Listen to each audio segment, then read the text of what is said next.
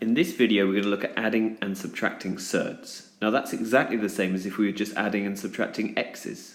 So the first example, 13 root 5 take away 2 root 5. Well, I have 13 root 5s and I'm taking 2 of them away. So I'm going to be left with 11 root 5. The second question starts with a root 7. Now remember that means that's 1 root 7. So I've got 1 root 7 plus 5 root 7, so I've got 6 root 7 there. Take away 3 root 7 plus 2 root 7. Now 6 root 7 take away 3 root 7 is 3 root 7. And then 2 root 7 add 3 root 7 is 5 root 7.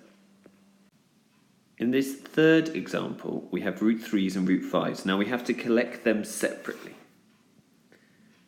So I'm just going to put boxes around the root 3 terms.